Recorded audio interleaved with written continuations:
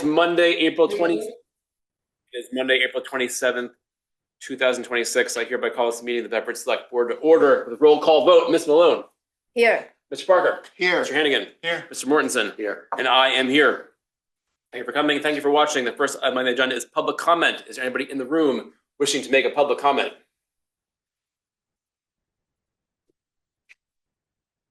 Nothing? How about on the Zoom?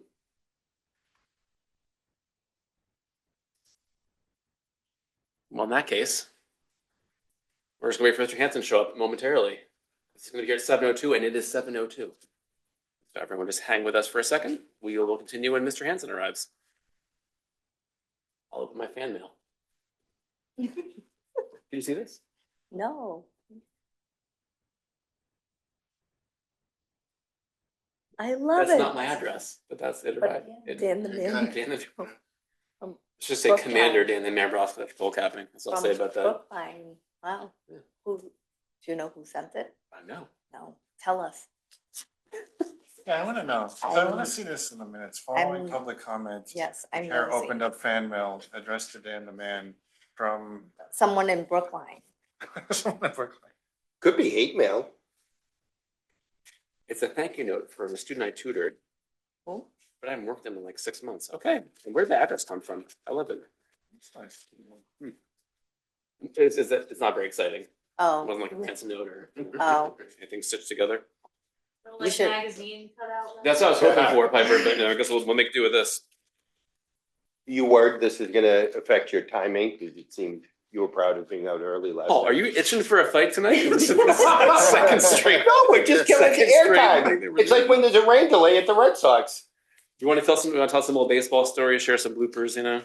Like about your first time being thrown out of Fenway? I wouldn't know. This is very exciting. That capital asset management. Who was that guy that used to run on the tarp during the range? Was it Rick Dempsey? Oh, He'd make a no, show on Spike. No, oh, shoot. Like a Red Sox guy or like a baseball was like- guy? No, Well, just like a baseball yeah. guy. That was his thing. During a rain delay, he'd get out on the tarp and like slide around and do pantomime. I and stuff. think like around 86. He played in 86. He was a famous adjuster of himself, if you know what I mean. It was true. It was horrible. But I mean, and he was an announcer for a while too. Pretty good one. Yeah, the name Rick Dempsey comes to mind, but I could be Mm. Who wrong. was the guy? Yeah, that's. Famous. If only we had a tool Rain to. delay. Thankfully, Mr. Hansen will save us from this ridiculous discussion. Our next item on the agenda is regarding the Chief of Police appointment. That's Mr. Hansen, welcome. At this point, I'll ask Andrew Amendola if you'd like to come sit up at the hot seat in the front table here. Pull up my board members. This is Andrew Amendola. I am recommending his appointment to the position of Chief of Police effective June 8th. As you'll see in your, actually, I just want to make sure quickly, are we sharing screens? Would you like me to? There we go. If you could pull this up. So I won't read this in its entirety because it's in your packet, but provided to the board here this evening and for the benefit of the public, I just wanted to provide a quick update on the process that we went through to get here this evening. This board will remember that back in 2015, we engaged Public Safety Consultants LLC. They've worked with the town previously for our search that brought us Chief Fisher very successfully. We worked with them again. They helped us advertise and attract over 30 applicants to the position, which the feedback we received is that was a very strong showing. So congrats to the town of Bedford. We were seen as very desirable by many chiefs, deputies, and other high-ranking police officials across the state. We ultimately narrowed that down through a series of interviews and qualifications processes to 3 finalists that participated in a full-day assessment center.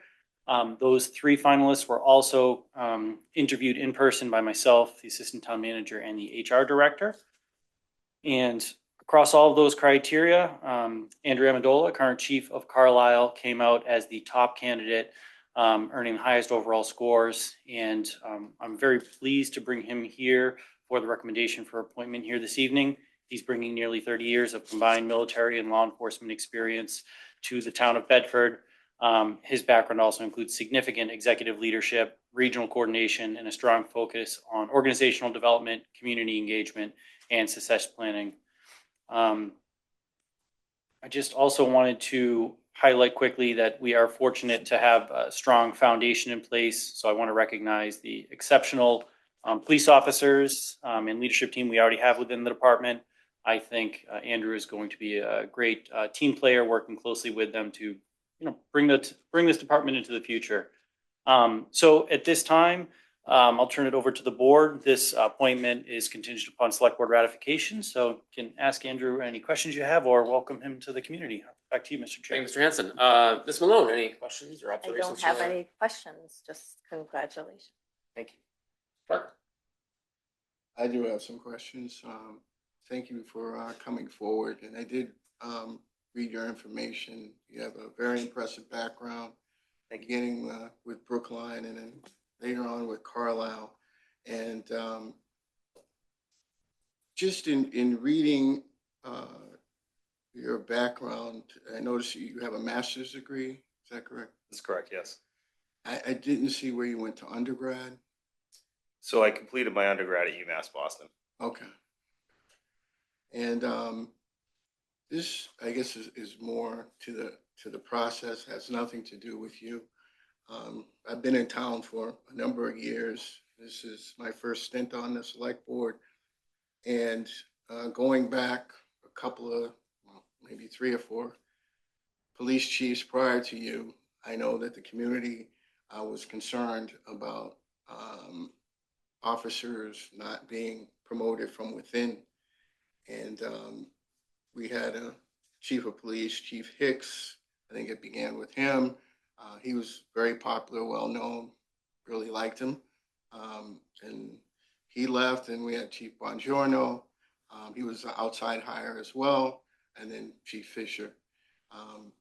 So I do think the process that we had this time, the community has questions about whether or not there's been input from the community. I know the last time we hired Chief Fisher, there was a panel that was set up with residents on it.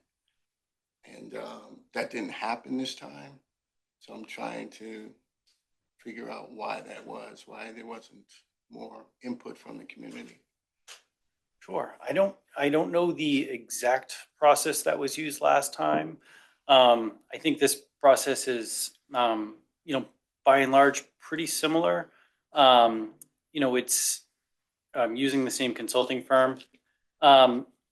In speaking with them, and again, I could be slightly confused about the process that happened last time, but the chief selection process, any process that would become public, it's quite difficult to have finalist round interviews that has folks have to sort of like interview publicly as finalists, because a lot of police chiefs do not want their sitting community to know that they're potentially looking for another job if they're ultimately not going to get there. So in speaking with a consultant, I know that they strongly recommend against that purview. That process, it does happen on occasion. If you could maybe just elaborate slightly further on the type of input that was provided like last time. I know in the proposal that was submitted by, is it PSC? Is that the Yeah, acronym? public safety. They mentioned in their proposal that there's a possibility that they would have the finalists come before select members of the community, the select board as well. So, and I obviously wasn't here when Chief Fisher was selected, but just if you do a Google search and you look at the Bedford Citizen, it sort of outlines what went on. There was a panel of residents that were there, and they did interview people. So Sure. It's, I guess what I'm trying to get at is it's not, often it's not what is, it's what appears to be. And I think the community could get the sense that, okay, we need a chief of police, we don't know what's going on, and now all of a sudden, we've selected someone. So I personally would like to see a situation where we had PSC come up here and just detail openly the specific steps without mentioning names, without mentioning people. What did they actually do? I think that would allay a lot of, angst about this. And again, I'm sorry to put you through this, has nothing to do with you or your qualifications. Your qualifications are stellar, in my opinion. So I would just like to see more transparency. I'll leave it at that, 'cause I don't want to mess up Dan's record. Let's make it about me. That's what this is all about. Thank you, Mr. Barker. All right. Mr. Hannigan, questions? So, welcome, and I do agree with what Mr. Parker said, that your qualifications are stellar, and he's really impressed by your resume, also about your writings about Bedford. And I'm curious, you mentioned Bedford's distinct community structure in here, and I was wondering what you think about what about Bedford makes it distinct, and what particularly Bedford is. How would that influence your approach to being police chief? Sure. So coming from Carlisle, Bedford, even though next door is a different community, so those distinct qualifications or qualities that exist are just a full-time fire department, larger community. It seems like the communities, although Carlisle has a lot of volunteerism, it seems like there's a lot of volunteerism and community pride in Bedford. Also, the Hanscom Air Force Base being here provides a different dynamic as well. So those were some of the things that I looked at when I was putting in for the job. Okay, thank you.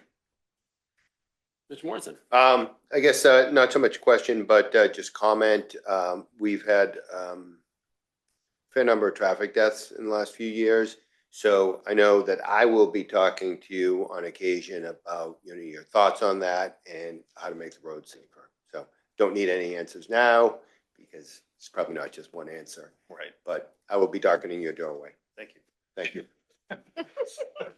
Something to look forward to. At least you're owning that, Paul. I was asked about traffic. I will also just say in my years in service, we look at the police chief as an integral part of our community team, forward facing, particularly with the schools as well. So I'm wondering if you could offer some insight into your work, with schools and SROs and how that's changed over your career in law enforcement.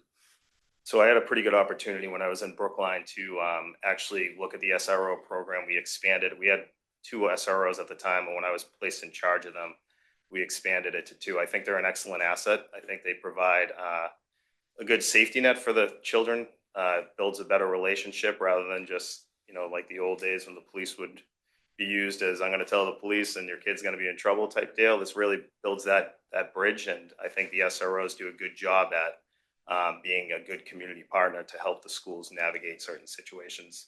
And it really focuses, again, and I talked about this probably in some of the stuff you may have read, but it really focuses on humanization versus the criminalization aspect of juveniles and things like that. So, And have you met Bolo? I have not met Bolo. Those are most But I have important. heard. Most important officer is going to be Officer Bolo there. Yeah, hang out with her and the SRO. Any further questions that emerged from our discussion? No. I do believe that you'll be looking for a motion, Mr. Hanson. Yeah, we looking for a motion, and just want to clarify, this is sort of a first step in sort of formalizing, Andrew is the police chief. As we get closer to the June 8th date, we will have that sort of more traditional sort of public badge pinning and sort of appointment swearing in ceremony. But we obviously don't want to, have him wait until June 8th before having all of the votes in place. So this is sort of an interim step in getting us where we'll be close to that date. So I move that the board approve the appointment. Was there a hand? Sorry, did I miss a hand? No, sorry about that. I move that the board approve the appointment of Andrew Amendola to the position of chief of police with a start date of June 8th and approve a 3-year contract consistent with the other grade 10 staff. Second that. Mr. Malone has moved. Mr. Hannigan has seconded. All those in favor, please say aye. Aye. Any opposed? I oppose it. Any abstentions? 4-1-0. We approve. Congratulations. Thank you very much. Appreciate it. The next item on our agenda, Paul, we're behind schedule. Are you Okay. happy? Is the No. public hearing for Eversource, Mr. Hanson? We're just going to See if we can get Dana on that. And David, would you like to come up quickly? Because I know you have a good brief memo here. I'll turn it right over to David. He's okay. Thanks. Yes, so, do we have the microphone up? Sorry, is this? Yes, the mic? that will. I apologize. Okay, this is my first time back. It's so much cooler than the I other know. one. Yeah. Everything is thank you. different. Yeah. I know, and I feel like I'm seeing a hand when I didn't. Nothing blocking you, man. David Manugian, Public Works Director. Before you is a grant of location request for underground service at 329 Springs Road. Basically, a new house being built there, tear down of an old house, put in a new house, requesting underground service.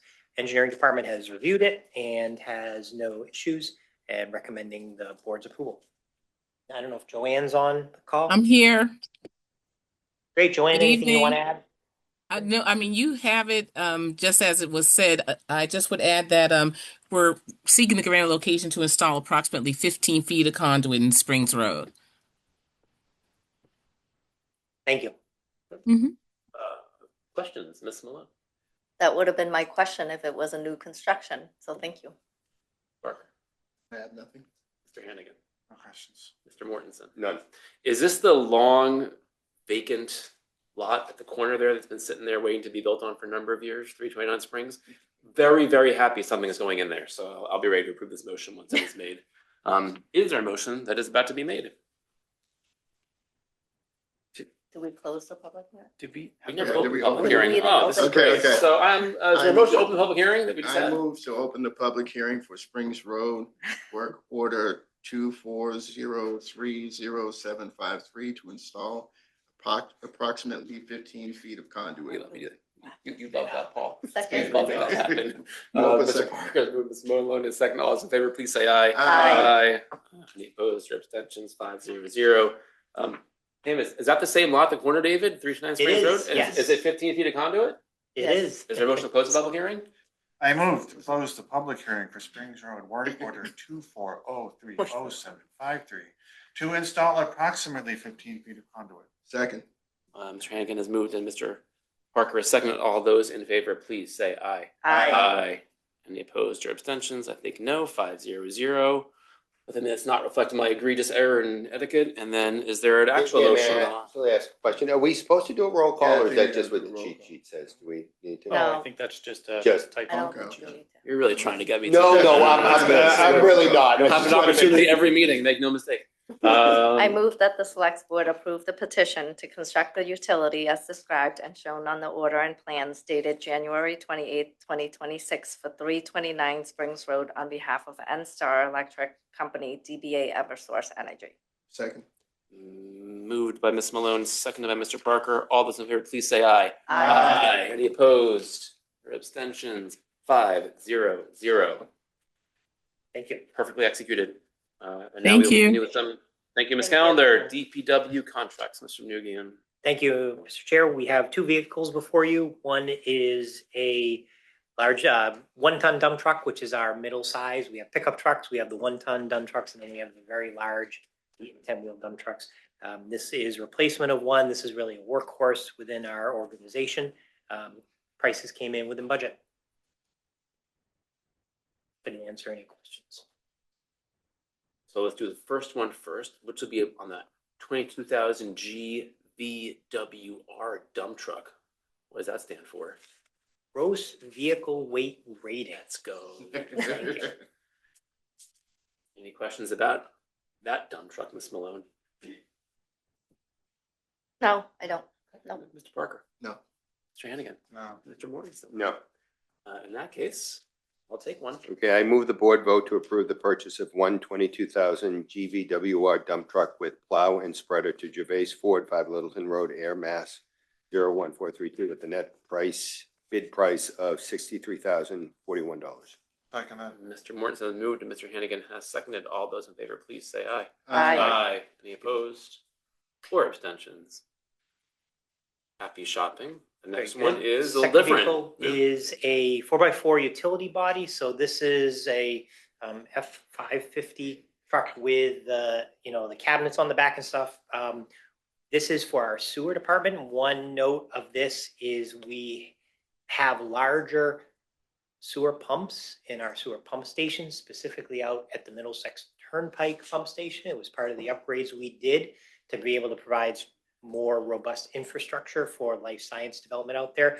This necessitated upgrading the crane on the back of this truck because pumps break down and you have to pull them out of the pump station. So we boom the truck in, this is an upgraded crane to get those pumps out so that we can work on them or replace them. Crane adds $70,000 in expense because cranes are expensive. As I can tell by my very good math. Any questions about the crane, Ms. Malone, No, or the associated plow, Mr. Parker? No. Mr. Hannigan. So I'm a little bit confused. It says with plow headgear, no plow. Is that the one that's being traded in has no plow, but you're upgrading the one with the plow? So we're not purchasing a plow for this. The headgear is everything that will be able to accommodate the plow, but we believe that we have another plow already that we can use, so we don't need to purchase, in this case, a new plow. Okay, thank you. Mortensen. No questions. In that case, All right. I move the board vote to approve the purchase of 122,000 GVWR 4x4 utility body with crane and plow to Gervais Ford, 5 Littleton Road, Air, Mass. 01432 at the net bid price of $148,132. Second. Mr. Mortensen has moved, Mr. Parker has seconded. All those in favor, please say aye. Aye. Aye. Any opposed or abstentions? 5-0. There's more. Thank you. Yes, next on the agenda is a contract. This is for our 2026 water main replacement project. There are two more things on the memo. There's a rotary mower and there's a loader. Oh, good catch. Thank you. Sorry, I missed that. Yep. I'm just reading. It was not impressive. make sure you get all your equipment I here. went to page 2. I apologize, yeah. You wouldn't have gotten your equipment. You're right. You're right. This is. See, Paul, +1 for Dan. Yeah. Very close reading. there. Very close reading. So the rotary mower is our largest mower. We have an 11-foot and a 16-foot mower. This is our workhorse. This is already out. It's been out since late March, and this will stay out mowing until the grass stops growing in November. We are out in all kinds of weather. This is being replaced such that our two largest mowers are on a staggered replacement schedule so that we don't find that they're breaking down or we're trying to replace them at the same time. So we will request approval of this mower replacement. Sure. No questions. So I'm wondering, when it comes to things like mowers, are you looking into electric equipment, and what might be the reason why you're not going to that? We are. So for any piece of equipment, because of the work done with the town manager's office, energy and sustainability, we consider electric as part of the purchase process. Within the mower category, we have purchased 4-foot wide deck mower that's electric. It's used up at the cemetery and it does well. It does well for what it's needed for. We can keep it up at the cemetery. It's near the DPW. We can charge it. It can do work there, and then we can charge it again. That's been that's worked. This mower goes all over town. It has to be roadworthy. It's heating in the cold weather. It's air conditioning in the hot weather. They're not there yet, but it is something that we absolutely would look at. Okay, and thank you for looking into that. Nothing. Where does it live at DPW? How is it transported around town? So it's qualified for travel on the road. So it has license plates and everything. You may see it driving up and down the roads every once in a while. Paul loves when there's just low mower in front of him on the roads. Paul loves that. Actually, I do have a question about that. The new chief should be here. Are you allowed to pass that, or like, do they usually drive I think I to pass the it. far right? Whoa. I mean, I do. Okay. I You're allowed to pass it. You're allowed to pass it. I do. I don't get. But But what is, I mean, is that what You don't need people to ask the chief. generally do, and is that safe? Yes, so, Use your Same-ish. judgment. yeah, I mean, I think I'll defer to the. I told him he could solve it every single hour. No, I mean, I think, it's roadworthy. It does not drive quickly. And so it's using your judgment, driving safely. But we do move it around, multiple times a day. And I am not aware of any issues that our folks feel like we've had. So I'd say what people are doing is generally working. So if I see it coming down my street, can I flag it to do? 16 feet? That would take like 2 seconds to do my whole arm. The answer to that question is definitely no. Definitely. You know, The mower's bigger than my house. Is there a motion for the mower? I move that the board vote to approve the purchase of one rotary mower to MTE Equipment Solutions, 115 Franklin Street, Extension, Derry, New Hampshire, 03038 at the net bid price of $134,400. Besides a 16-foot rotary mower. Not just- Second. Mr. Parker has moved and Ms. Malone has seconded. All those in favor, please say aye. Aye. Any opposed? Abstentions? 5-0-0. thank you. Last piece of equipment is replacement of one of our 2 loaders. You may have seen these. These are large pieces of equipment with the large bucket on the front. And so these are workhorses for a number of different projects, particularly if we're doing repairs in a roadway. We have one for loading salt in the wintertime. Of note, in here, the town manager has challenged us to see if instead of doing our typical trade-in, we might be able to go out on the open market and get a better price, sell this. So we felt like this was a good opportunity to try that, see if we can get a few extra dollars. Early word is that, we think we can, in this particular case, do a little better selling it ourselves. So we're trying to rise to the town manager's challenge. We appreciate that. Any questions about the loader? No. I actually have one question. We're going around. Hold on. I thought we This were is a in- nice little order. I was looking this way. I Looking this way. Mr. Parker, any have questions? no question. Mr. Hannigan, No. ask a few. Yeah. I'll go ahead. I heartily apologize for jumping. If you don't turn in now, right? Can you turn in later and just sell it to the state? Or is it just you can only do it when you're buying a new one? Basically, you can only do it.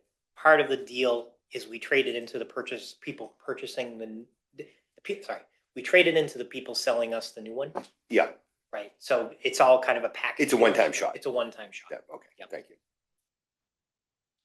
I have no loader or loader adjacent questions. So if there is a motion, I will hear it. I move the board vote to approve the purchase of one loader to CN Wood, 200 Merrimack Street, Woburn, Mass. 01801 at the net bid price of $213,264. Second. You make it sound so good. Sean has moved. Malone has seconded. All those in favor, please say aye. Aye. Any opposed or abstentions? 5-0-0. Load up. All right, as Chair noted, we do have one other item that I jumped to too quickly. We have a water main project in place for this year. It is a section of Springs Road. Of note here, we had some great bid prices. We had 8 bids come in. Engineer's estimate was 1.2 million, but the low bid was 825,000. What we've been trying to do over the last couple years is develop our in-house engineering skill set such that instead of paying consultants to do design for simpler projects, we can bring this in-house. And this is the first project that one of our younger resident engineers, Matt Gisono, he's been with us 3 years now.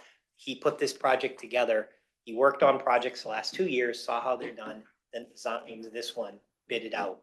We got some great prices. So we're very happy to say we had almost no design costs other than internal costs for this.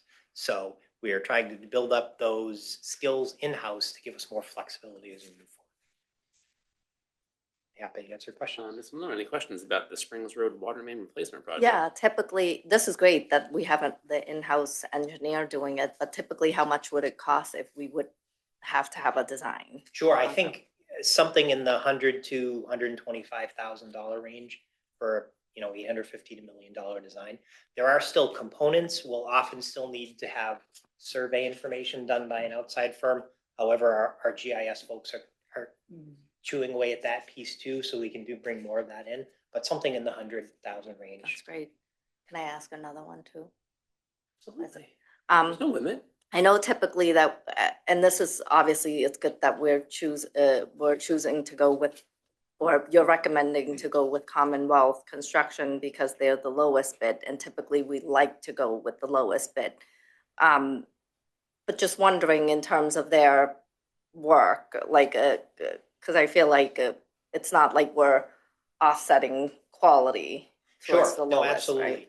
We have language in our documents and we follow Massachusetts procurement laws. We would identify it as the lowest responsive bidder.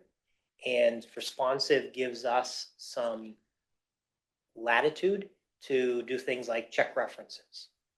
Make sure that they really have the equipment that they can do what they say they're doing. And so we have checked the references with Commonwealth Construction. They have good records. So we are, positive. Matt, from a procurement point, anything you want to add? No. Yeah. Thank you. Great. Parker. 2 quick questions. First, when was the last time such improvements were made, to your knowledge?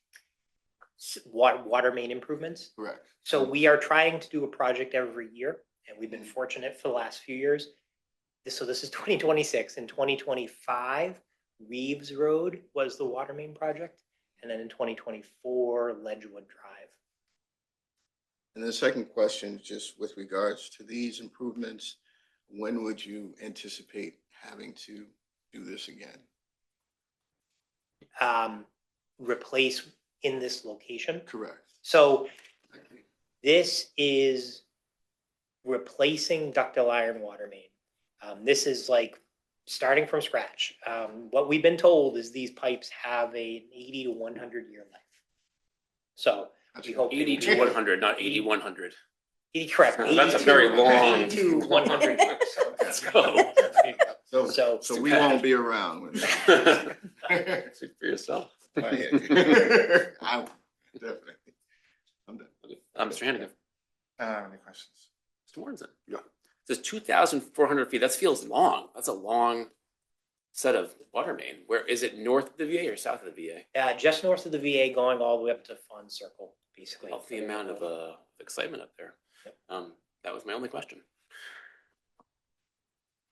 I move that the board approve the attached contract with Commonwealth Construction and Utilities in the amount of $825,642.34, and that the select board authorize the town manager to sign on their behalf. Second.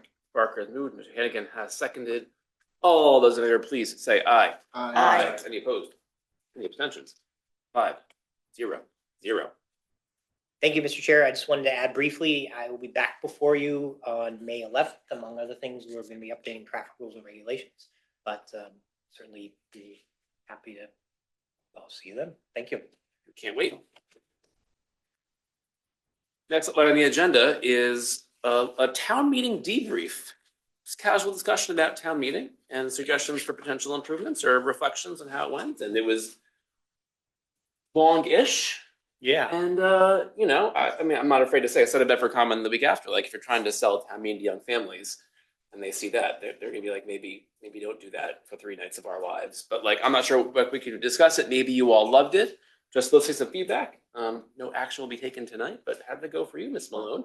Did you enjoy it? I enjoyed it, but yes, it was very long. Yeah. I'm just wondering ways that we could maybe, I know that we obviously we do videos and all of that stuff trying to prepare, but I don't think that worked. So I wonder if there are other ideas or other things to like prepare for those questions ahead of time. Here's how I would say it as a rebuttal. There were like 250 people, 300 people there, and like the same 20 asked questions. So for Right, 280, and the then- videos were sufficient actually. So I would say Right, good but job getting the people that Right. understand, So I just feel like how can we, mitigate or, because I feel like a lot of the comments were the same as well. Where, and obviously we want to hear everyone. We want it to be, it's open, but at the same time, how do we do it in a way that you know, because I feel like for 3 nights, it's a lot. Mr. Parker, how'd you feel about it? Well, I agree with you and Bopa in so far as there were a lot of redundant questions and perhaps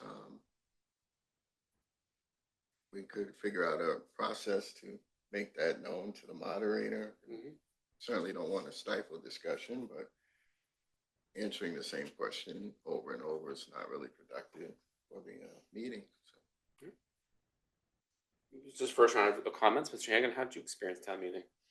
And so I also thought it was long. I mean, we had some important things to discuss, but one thing I'd like to push is, I know a couple times we had pre-town meeting sessions Mm. where we invite the public, and I think we specifically want to invite people that typically ask a lot of questions. Yep. I mean, in the past, there haven't been, you did it with me once, Paul, and then Emily did it with me. We shouldn't have a quorum of the board. But I do think that something like that could be helpful. And I didn't think of it in enough time this time, but I'd like to revisit that because I think if we can have that type of discussion before town meeting, it serves multiple purposes. It lets people participate and ask questions that may not be able to attend town meeting because of whatever constraints. It allows us to understand what may be out there to prepare better for town meeting. And it also lets some of the frequent question askers ask their questions of us that don't necessarily have to take up all the town meeting's time. So going forward, I'll be asking other people to do that, either with me or 2 other people. Love that. Mr. Mortensen, any hot takes? Sure. I think we try to answer too much, right? I think it's probably an art, not a science, as to what you try to answer, but and then maybe iterative. If you don't answer enough, maybe people will vote you down. But I think it's like deadening the town meeting. I cannot imagine anyone who wants to go other than they feel compelled to discharge their civic duty. It was brutal. 3 nights, 4 hours. It's just, you hear some of the questions and it's like, I'd rather say, I don't know, or say, if it's one that's, you think is fair, ask the town manager to come up if you don't know it. But I think it's been hijacked by questions that I don't think are that illuminative to the people who are at town meeting. And I don't mean that to be bombastic. The other thing too is, I don't blame people for not wanting to go. I did talk to the rec director who said, he said the last 3 town meetings, they've offered babysitting. I don't know how well advertised, but 0 takers. So, I thought there was one. don't know if I it's, think there was A small number. a small number. at a minimum, a small number. So Yeah. I think, it's one of these things, sure, you want to make it more accessible, but people who say they want to go, it might be like me saying, I want to lose 5 pounds, it's just, it doesn't seem to happen. And I think we just make the most of it we can. But I think we can control if we want to, that's a great question, don't have it for you. And if people get rambunctious about it, then, we'll know we're being a little bit too heavy handed, but. Well, I have 3 things I'll just add and then we'll go around again. Number one, I think there's only a few ways we could make it more efficient, in my opinion. The one which I've been talking about for a while is the voting process and clickers. Yeah. And I think it was a select board goal that I tried to set out last summer to make it investigative. I think that would save minutes here, minutes there, those minutes add up. So I would like to really think about that as speeding up the voting and making it perhaps more reliable the first time around, which we saw in the fall. Number 2, we have adjusted the debate rules and we could adjust the debate rules. We recommend the debate rules. We have changed the last article from 10:45 to 10:15. We have started earlier. We could make debate a little bit less. We could shorten the presentation of articles. So that's another way. And the third way is more aggressive moderation. And we've all heard tales and mythologies, but about other towns that have open town meeting which run faster than ours. We've heard about from Mr. Hansen. So I'm actually curious about how that could look. People hate change, but I'm curious about what the different method of moderating and perhaps more enforcing people that ask time and time and time again when they're only supposed to ask once, can we moderate that more efficiently? And those are three ways that we could make it shorter. But I don't think people don't come because of the time. They don't come because it isn't fun to go to. And you can't change that completely. But I think we need to find a way to make it a little bit more lively and a little bit less deadening. I'm not as pessimistic as Paul, but I also didn't love it at all. And it was a tough one. So that's my opening comment. Let's go around again if you have a second thing to say, want to react to anything that somebody else has said. Bopa, go right ahead. Yeah, so another thing that I feel like instead of saying, well, a lot of times, not a lot of times, a lot of the questions are like very day-to-day questions as well, where I feel like we don't know. So it's a lot of time wasted walking back and forth, talking to Matt, where I feel like, you know, there's going forward, I think Matt should just be there and do the presentation, or we open it up, we give the, you know, what is it, the recommendation, and then he answers the question as opposed to like walking back and forth or saying, I don't know, when we really don't know, you're right. But the thing is, we don't need to know those things because that's not our role. And we don't need to like go to him and have him say it to us and try to repeat that, which I think sometimes, you know, it's hard so I feel like there are other towns where the town manager actually, I think Chelmsford does that too, right? With the town manager. I think Goes more about- often than not, the town manager answers questions. The Yeah. board makes a recommendation. I think that's Yeah. the more common. Yeah, and I know we have a tradition where like it's hard. I know Dan, you had mentioned like the shorter presentation, but we heard it. I think the last town meeting where people wanted presentation or wanted more explanations or things like that, where we want to strike that balance to share that with them, but at the same time, I feel like, you know, I agree. Like the shorter presentation is good, but at the same time, I feel like you know, might as well just have Matt there if we're going to walk back and forth and get the information anyways most of the time. Mr. Roscoe, I know you're going to go through the whole room again, but I had a question or point that might piggyback on that. One of the other pieces, I sit next to town council. Town council had quite a few times where she was, I think, trying to get the moderator's attention that quite a few questions were out of order. And my first 2 years here, I think he caught most of those right away and stopped debate. For whatever reason this year, it seemed like there were maybe a lot of questions that were right on the line and he let them sort of all go forward. And it's not that you don't want to answer those questions, but it can lead you down a rabbit hole and take a lot of time. And I don't know if Nina was either on stage or next to the select board. If I was next to the select board, if both myself and Nina were next to the select board, so Nina could be talking to the moderator. If Nina could advise him, a lot of the time he's trying to figure out, is that question out of order? I think she needs to be closer to him. Excellent, Okay, excellent great. insight. Yeah. And for that matter, I thought the whole idea of raising a budget was out of order because it's more. So that surprised me that those two items were even allowed to be debated. Likewise. Adding money to the Oh, yeah. Adding COA money into to the the school COA budget. and the schools. Yeah. Yeah, I mean, my understanding is that that's moderator's discretion and most moderators exercise that very conservatively.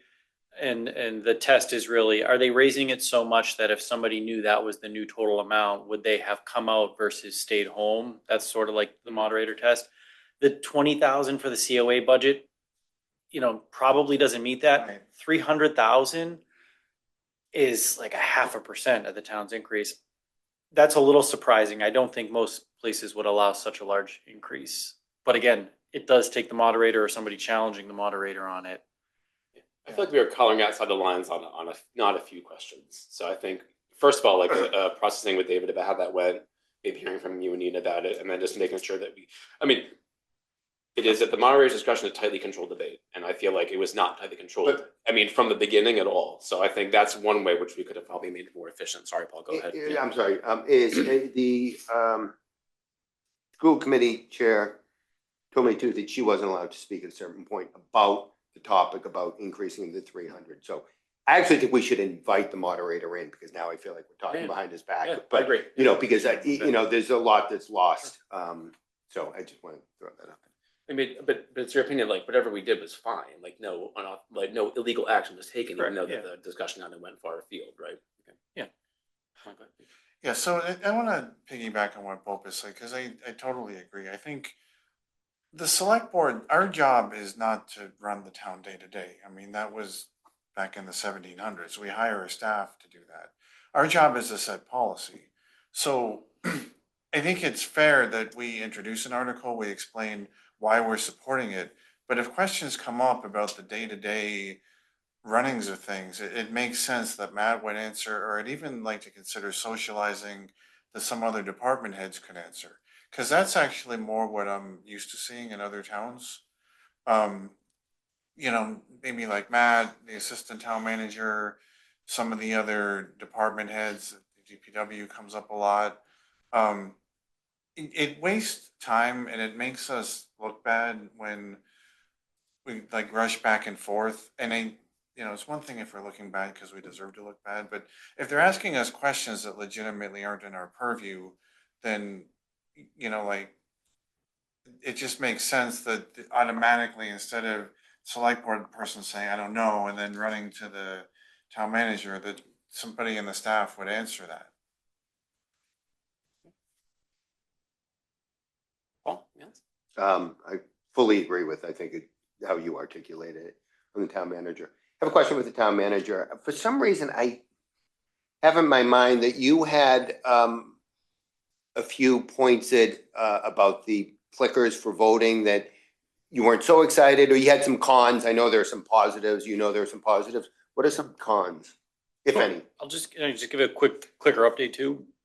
We were anticipating having them for this meeting. The company that we had been speaking with had a demo, had the software downloaded, was supposed to be getting us. They had given us initial pricing verbally in February, and that they were doing a restructuring of the company.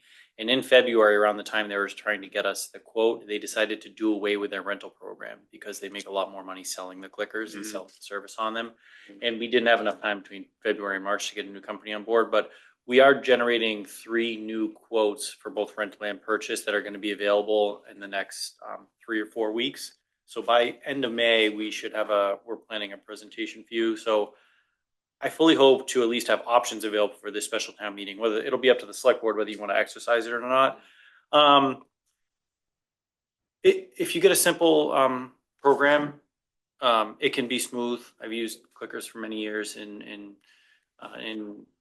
Chelmsford where I live. It's a little costly. It's looking like we could be looking at $10,000 a year, $10,000 a meeting, like real like rough numbers. It could be anywhere from 5 to 30,000, depending on how many people you plan showing up and whether you can get rental versus whatnot. But that'll be, a decision for the board when we talk Sorry, about $10,000 per meeting to rent them? even if we need to buy them, it could be around that based on what we're seeing for some of the annual renewals per clicker, like the software agreement. Plus, if you need to have somebody attend your meeting, fly out. Some of these are big regional companies. They fly someone out for your meeting. So there's like $5,000 just to have the person come to the meeting and run it, plus the rentals. Fewer and fewer companies are doing the rentals I'm seeing, but we're scraping all of them to try to get that option because it's much cheaper. Go ahead, Paul. Yeah. A few more comments too is to state the obvious. It's not so much a matter about like haste and getting it done quicker. I think it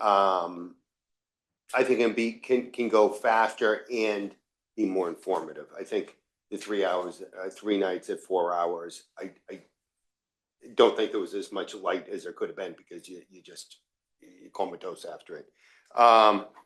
Question on community preservation. Is it STM where we go back and ask town meeting to keep it going? Yes.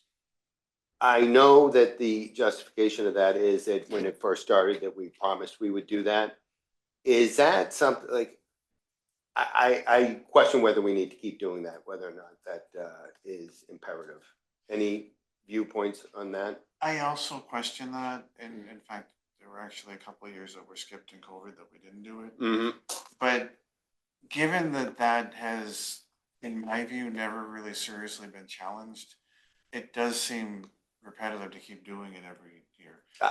I think we could try an experiment. And then if people get waffly on it and whoever's on the select board at the time thinks it's super important, we can resurrect it.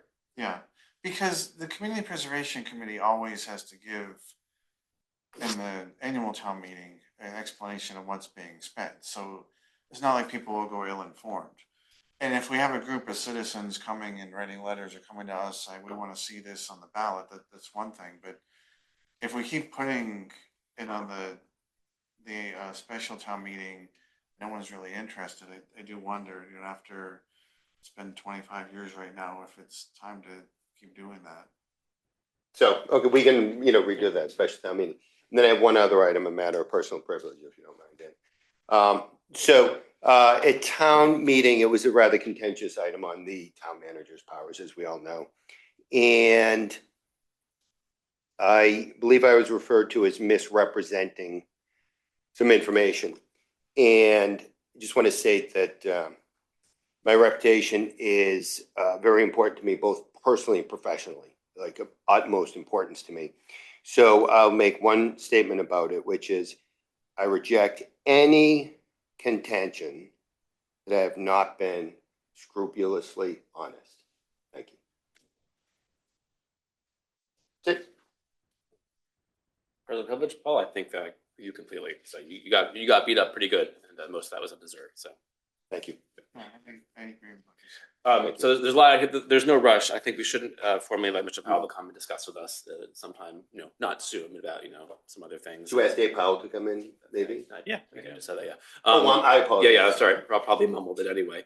And just process it with him a little bit, and maybe I'll talk to him beforehand about what to expect, as I'm sure he knows.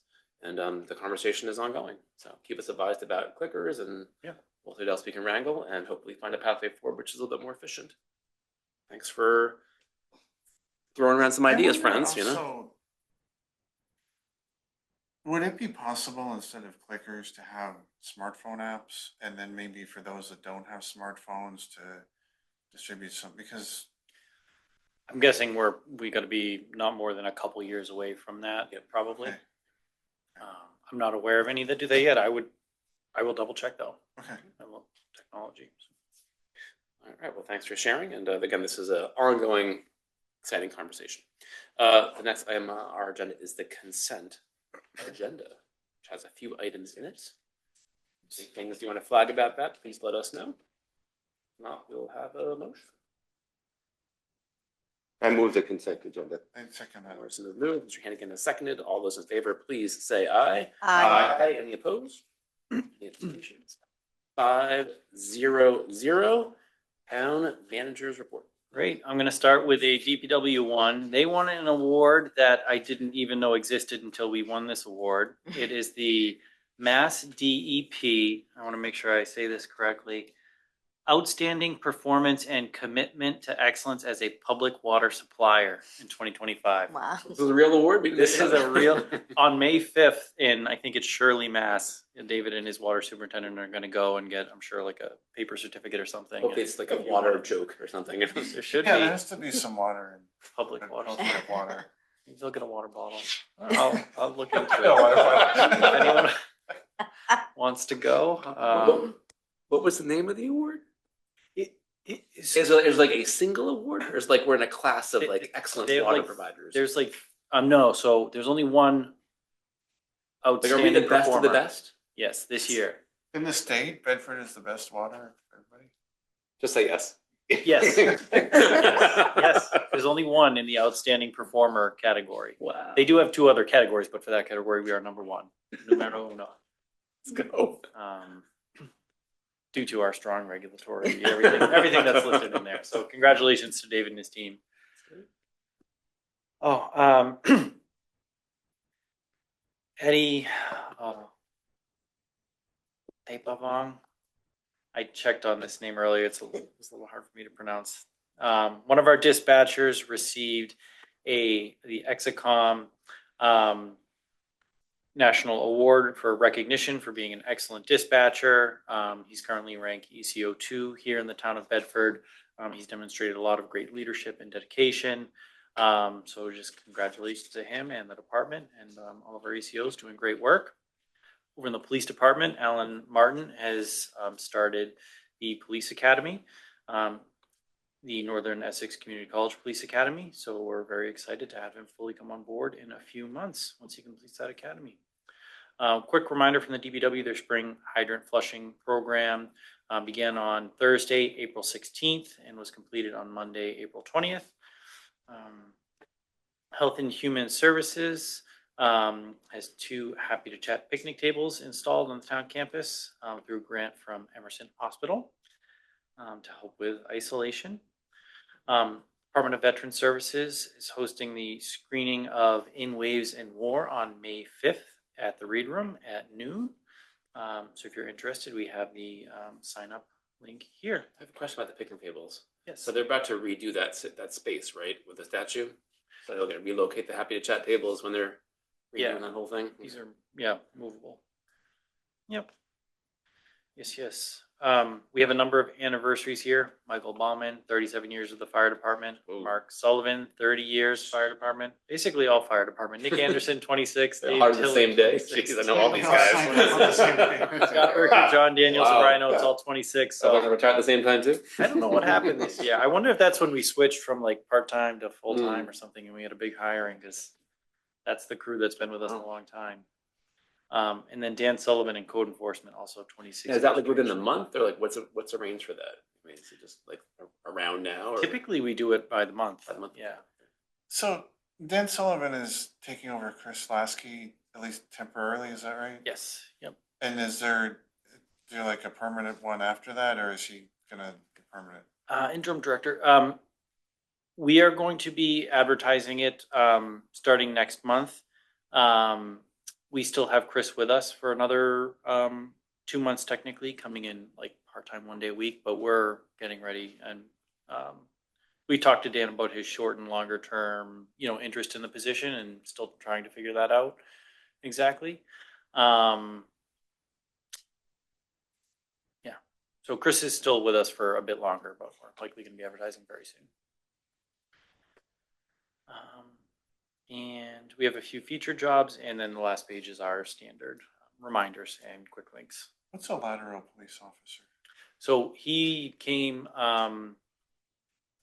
certified from another community. So they just have to go into field training for a few weeks to learn the Bedford specific policies and procedures, but they've already graduated the academy, so we don't have to pay that 4 months of time to send them away. Okay.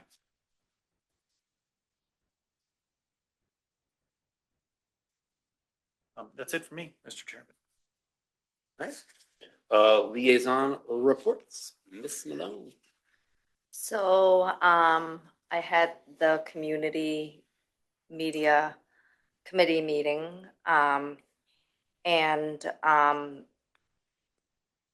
so the community media committee has 5 members and there's 1 vacancy right now. And Mark, I'm not gonna say his last name correctly, Goodislow.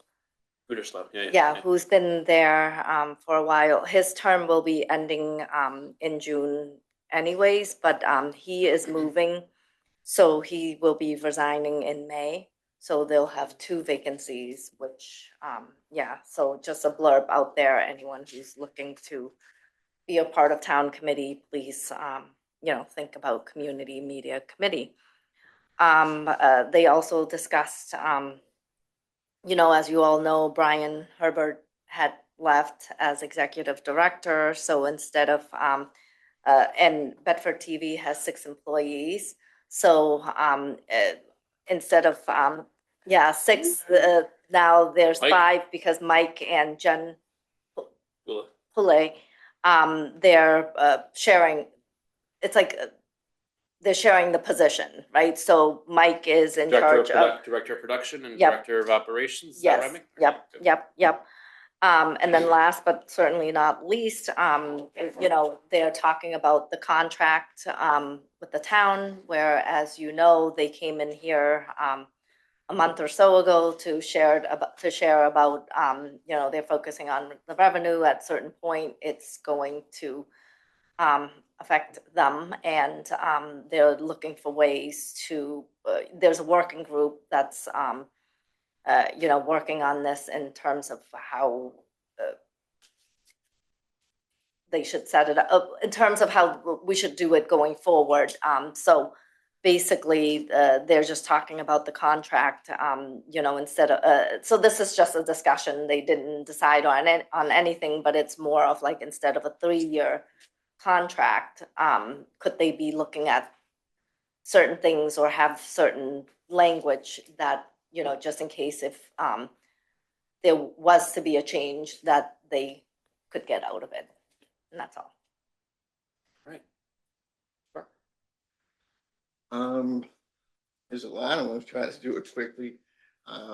On April 13th, the Fire Station Building Committee had a meeting. They just went over generally construction. Things are moving swiftly prior to the meeting. 6 members of the committee, which included myself, received a tour of the new fire station building. It's basically just a shell now, but going inside, you can see where things are going to be. It's a very impressive building. It'll have conference rooms, a library, and a training tower. The next day, on April 14th, I attended the meeting of the newly named Commission on Disability. It's a very active committee. And the one thing that they mentioned was a great program called Autism in Adulthood, which unfortunately was slated for tonight at 7 p.m. and we're missing it, but it will be taped. And I know Matt slid over there, and I was a featured speaker just before the meeting. Other things discussed by the Commission on Disability was the fact that there's a new online form in which residents can submit any questions or concerns about disability. It's not sure how many suggestions will come through or exactly what will be done about them, but it is there and it is on the town page. We've gotten 3 so far. Got 3 so far. Yeah. There was also discussion about a $30,000 grant that's proposed to go to our library to update the library's website to make it more accessible. A representative from the DPW met with the commission to talk about ways that the town projects can be reviewed for accessibility. And last, there was discussed strategies for virtual options for any boards or committees. The thought was that any board or committee should at least consider having a virtual option. And I just wanted to mention that our town manager was lauded for his quick implementation of accessibility tools at the town meeting. He was just giving a couple of suggestions and he implemented them very quickly. The next day, on April 15th, I attended the Cultural Commission, and they're preparing for their grant recipient reception on June 6th. It will be held in the library, and they're anticipating that certain town dignitaries will be there, including the town manager and myself. As of right now. They're also working on drafting a community survey, which helps them determine which BCC grants go where. And last, on April 21st, the HFAC met. I could not attend that meeting due to a scheduling conflicts, but just wanted to summarize. A few months ago, it was reported in various papers that ICE was resuming flights at Hanscom Airfield. HFAC, which is composed of local towns surrounding the Hanscom Airfield, believes that as part of its mandate, it's entitled to information regarding the flights. ICE had been invited to a HFAC meeting and informed HFAC that it would not provide any information. Since that time, a subcommittee of HFAC has been speaking to Massport to try to determine Massport's role, if any, in providing the information. HFAC is trying to see how it can work with Massport to ensure 4 things. 1, compliance with laws. 2, how to prioritize safety. 3, minimize fault. And 4, remain responsive to the concern of residents. An email was sent by HFAC to Massport to see what Massport's ultimate position is.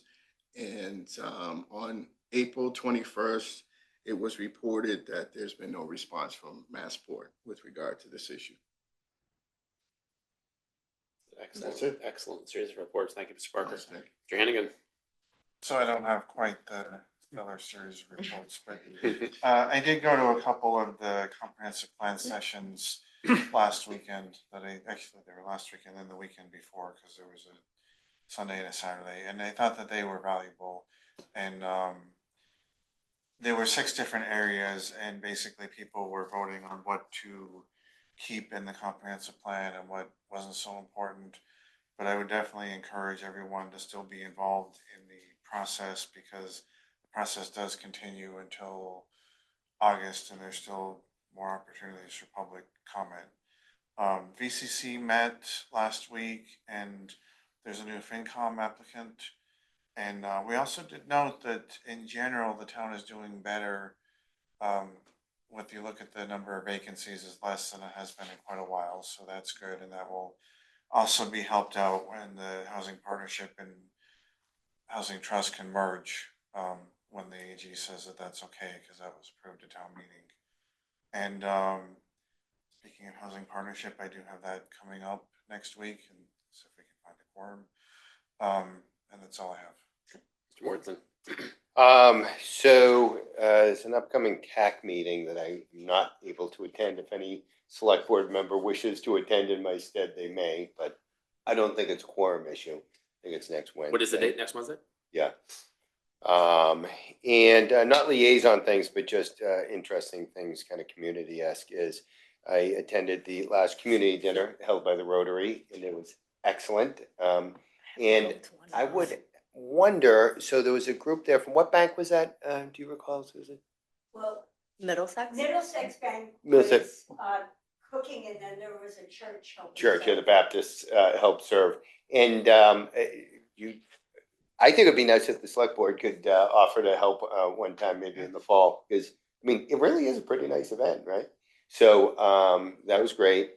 And second thing is I signed up for the Understanding Something Jewish Anti-Semitism pro training. So did I. Yeah. See you there. Training, and I signed up early enough to get the You're dinner. close. Yeah, I signed up early enough to get the dinner, and I'm looking forward to it. So we can all. It's This Thursday. Thursday. I'm going to be there. Looking Yeah. forward to seeing you there, Paul. Thank So you. looking forward to it.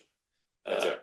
3 things. Number 1, hopefully you all saw the invitation for Memorial Day festivities. They're hoping that we're all going to be there. Looking forward to it. ESC met, and they're very excited about the posting and the applications for the ESM position. Yep. Desperate for updates, just so you know. Oh, yeah, And Finance Committee Appointing Authority will convene on the 11th here for 2 applicants for 1 seat. So if you want to come before the select board meeting, you can watch the interviews and discussion that will happen for our next meeting. Dan, can I be a pass when you're done? I have one more thing. Oh, I'm done, so go right ahead. Liaison, Ben Thomas, the finance chair, is not here tonight. His one comment he wanted to interject about town meeting is that they didn't have enough time to prepare. The finance committee. Enough time. That ship has sailed That on, should be- on, yeah, you know, it's well to but happen. I felt duty bound to share that comment. Okay. Thank you for sharing. Further discussion, future agenda items, musings. In that case, Motion to adjourn. moved by Mr. Second. Mortensen, seconded by Mr. Hannigan and Bopa. You got in there for a third. If you do that, roll call vote. Ms. Malone, Aye. Barker, Aye. Mr. Hannigan, Bye. Mr. Mortensen. Yes. Yes, we are adjourned at 8:11 p.m. See you back here on May 11th.